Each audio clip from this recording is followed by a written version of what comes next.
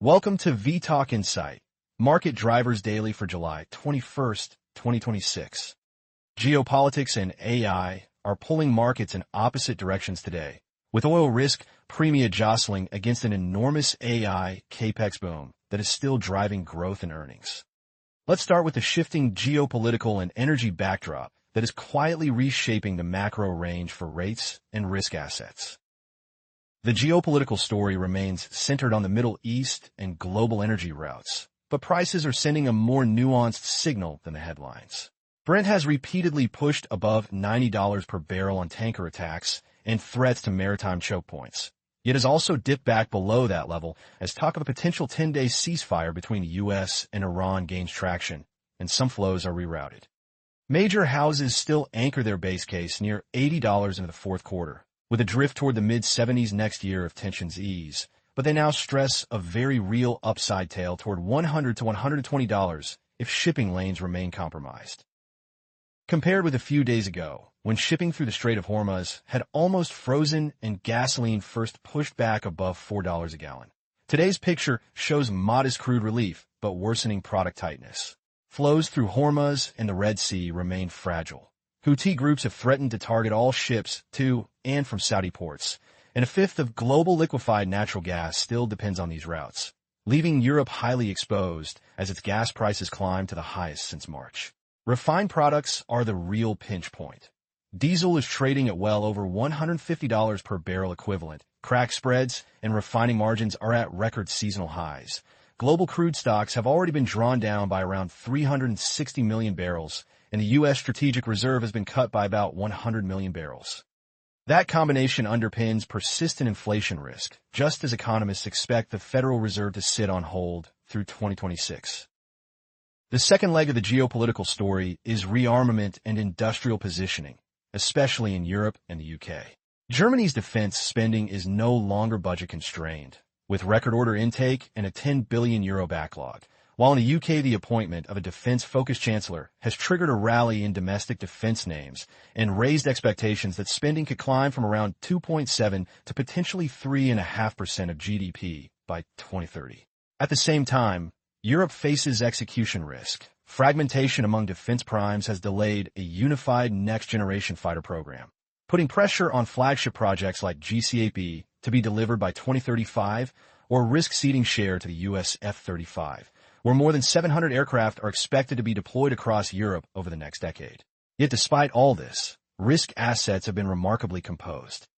Global equities have largely decoupled from oil volatility. The Stoxx 600 sits only about 2% off all-time highs and has outperformed U.S. and Asian markets this month, and U.S. futures show chipmakers and small caps leading a tentative rebound. The counter-argument is that markets may be correctly fading the worst-case scenarios. OPEC discipline has weakened, China has trimmed crude imports while boosting product exports, and there is gradual diversification of energy supply away from Hormuz, all of which help keep crude below the most extreme projections even as inventories tighten. A mediated ceasefire between Washington and Tehran would likely compress risk premia further, and some banks explicitly treat $120 oil as a tail, not their base case. Still, the macro balance is delicate. If Brent grinds higher toward triple digits and refined products stay scarce, the inflation impulse could force central banks to sound more hawkish, push bond yields up, and eventually test the current resilience of equities, airlines, and energy-sensitive consumers. Key watch points now are shipping volumes through Hormuz and the Red Sea, refined product spreads, any moves toward a U.S. export ban or fresh strategic reserve releases, and concrete defense budget announcements in Europe and the UK. Against that backdrop, the other force reshaping the macro outlook is the scale and volatility of AI-driven investment. The AI theme remains the dominant growth engine, but the cycle is becoming more complex and more polarized. Hyperscalers are projected to deploy around $5.8 trillion of AI-related capital expenditure over the next 4 years, with capex up roughly 30% this year and expected to rise by more than 50% next year, funded through a mix of bond issuance, private infrastructure capital, joint ventures, internal cash flow, and equity. A small cluster of AI heavyweights now accounts for about 40% of the S&P 500 and roughly 19% of global market cap is linked to AI-related companies, leaving equity indices highly sensitive to this small group of names. Under the surface, the hardware and infrastructure side of AI continues to surprise on the upside. Some semiconductor firms are printing earnings growth of 100% year-on-year, supported by surging export data, and capital equipment makers are expected to grow around 30% over the next 3 to 4 years as memory players like SK Hynix, Samsung, and Micron ramp spending. The Philadelphia Semiconductor Index has just logged its strongest daily gain in a month. AI chipmakers such as NVIDIA and Intel are leading a rebound after what many see as technical pullbacks, and Taiwan Semiconductor is reportedly discussing price hikes of up to 10% next year, reinforcing the perception that supply remains tight and pricing power intact. On the demand side, hyperscaler cloud backlogs are swelling as AI adoption accelerates and token usage stays supply constrained, which supports elevated pricing even as unit compute costs trend lower.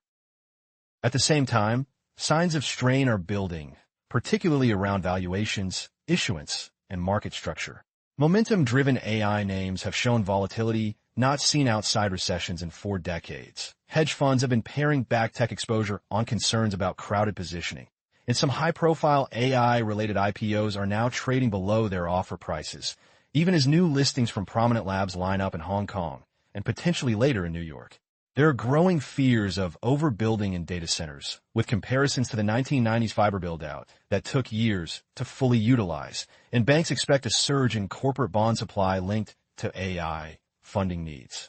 Recent downgrades of established software leaders on AI disruption concerns underscore investor unease about how quickly AI spend will translate into revenue, even though broader tech earnings expectations still look constructive.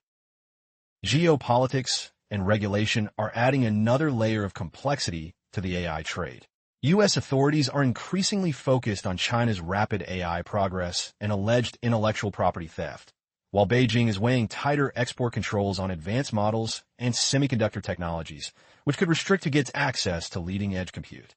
That backdrop supports the view that Western hyperscalers, with deep data assets, diversified revenue, and relative insulation from chip price hikes, remain better positioned tactically than Chinese peers, even as Chinese AI names rebound and local regulators nurture national champions. Longer term, some houses argue that most AI value may accrue to companies that use AI to enhance productivity in sectors like healthcare, logistics, and business services, rather than to the builders of core infrastructure, especially if governments respond to AI-driven growth with higher taxes, sovereign wealth funds, or new redistribution mechanisms. For now, though, AI capital expenditure is still offsetting weaker consumer spending and helping to keep U.S. and global growth above trend. That sets the stage for a broader discussion of how the growth impulse is widening beyond megacap tech into other parts of the economy.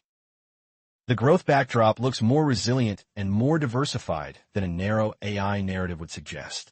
Earnings strength is broadening beyond technology, with financials and several previously lagging sectors now showing renewed profit growth, and commercial and industrial loan growth at banks has accelerated to double-digit rates for the first time in over 3 years, helped by AI-related capital expenditure and reshoring incentives. Financials have outperformed the S&P 500 by nearly 600 basis points over the past month on the back of record issuance, stronger loan demand, and expanding margins, while small caps have rallied close to 20% year-to-date, partly helped by AI exposure, but also by improving domestic fundamentals. On the real economy side, several bellwethers suggest that demand is holding up despite higher energy prices. GE Aerospace reports a surge in engine orders, including more than 1,000 engines for Indigo in India, 9 consecutive quarters of double-digit supplier growth, and over 30% year-on-year increases in engine deliveries, with management guiding to further production increases into 2027 to meet a backlog that stretches into the early 2030s. Airlines are prioritizing more fuel-efficient fleets as oil and jet fuel costs rise, which supports a multi-year demand story for new-generation aircraft and aftermarket services. In autos, GM expects digital revenue of more than $3 billion this year and 1 million new digital subscribers, and notes no clear evidence yet of consumers deferring large truck purchases despite gasoline hovering around $4 a gallon. Outside cyclicals, healthcare, consumer brands, and digital platforms are also contributing to the growth mix. Novartis expects to deliver 5 to 6% annual growth through the decade, backed by strong oncology and cardiovascular franchises and a pipeline that management believes can sustain mid-single-digit expansion even beyond 2030. In consumer and entertainment, Hasbro has reported over $500 million in quarterly revenue from its Magic the Gathering franchise alone, with the broader toy market growing more than 3% through May, helped by multi-generational, entertainment-driven products and so-called kidult demand. On the business side, Amazon Business has reached around $60 billion in annualized gross sales, up roughly 71% year-on-year, added 1.8 million new customers in the first half, and is deploying generative AI tools to automate procurement and spend analytics, reinforcing the link between digital adoption and productivity. Against this upbeat growth picture sit persistent inflation and policy risks. U.S. payrolls are still increasing by well over 100,000 jobs a month, more than enough to keep unemployment from rising given weak labor supply, and several forecasters now expect U.S. GDP growth to approach 3% next year and again in 2027, largely on the back of AI-driven productivity gains. But upside inflation risks remain entrenched. Tight energy and refined product markets, AI-related cost pressures, and a constrained labor market all argue for yields staying elevated. And some see a risk that central banks may ultimately have to deliver more tightening than is currently priced. For equities, that creates a wide scenario band. Small caps and cyclicals could continue to outperform if growth stays strong and funding remains available. Yet rising fuel and commodity costs are already squeezing margins and hitting lower-income consumers, raising the specter of a stagflationary mix if energy shocks intensify. Key indicators to watch are bank lending trends, order books in aerospace and industrials, guidance from consumer and healthcare names, and how policymakers balance growth support against inflation vigilance. Taken together, today's tape reflects an economy that is still accelerating, but increasingly constrained by energy and capital costs.